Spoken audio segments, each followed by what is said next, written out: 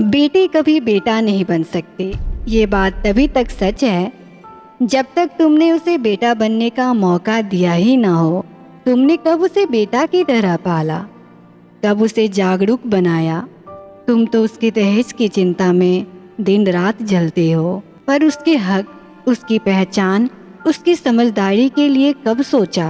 वो दिन भर लोगों की सेवा करती है, फिर भी उसके जज्बात, उसके दर्द को इग्नोर करते हो और उसे ताना मारते हो, उसका हौसला तोड़ते हो। और जब शादी कर उसे दूसरे घर भेज देते हो तो तुम्हें लगता है तुम्हारा फर्ज पूरा हो गया। पर उसकी तो नई जिंदगी की शुरुआत होती है, जहाँ काम के साथ साथ कभी पति के हाथ लगते हैं, कभी सास के शब्द, कभी ससुर के संकोच और कभी अपने ही बच्चों के ताने सुनने पड़ते हैं। फिर तुम कहते हो लड़कियां अनपढ़ होती है, मूर्ख होती हैं, समझदार नहीं होती। ये तो पढ़ाई धन होती है। पहली बात, वो धन नहीं होती, वो इंसान होती है।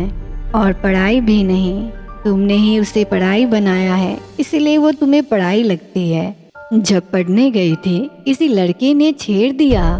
तुमने उस लड़के को कुछ नहीं कहा, लेकिन अपनी बेटी को घर में कैद कर दिया। फिर कहते हो इसे कुछ नहीं आता। और जिसने अपनी बेटी को बाहर भेजा, अगर उसने बॉयफ्रेंड बना लिया तो तुम्हारे गांव में हंगामा हो गया।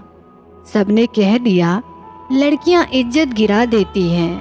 पर एक सवाल, उसका बॉयफ्रेंड भी तो एक लड़का ही था ना, तो उस लड़के ने तुम्हारी इज्जत को क्यों नहीं गिराई।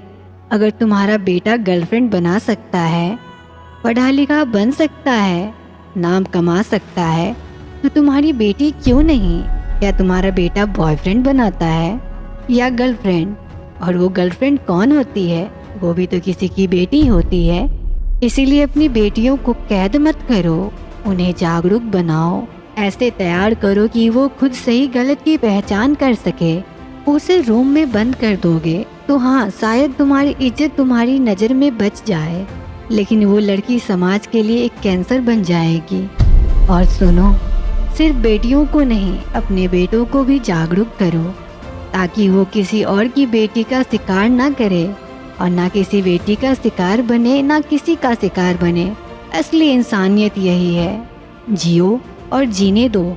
समाज सिर्फ लड़कों से नहीं, लड़का लड़की दोनों से मिलकर बनता है।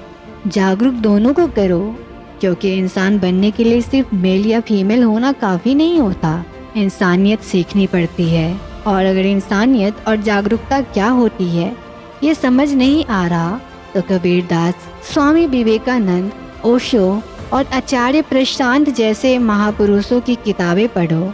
वहाँ सब नहीं, चेहरे के आईने मिलेंगे। धन्यवाद।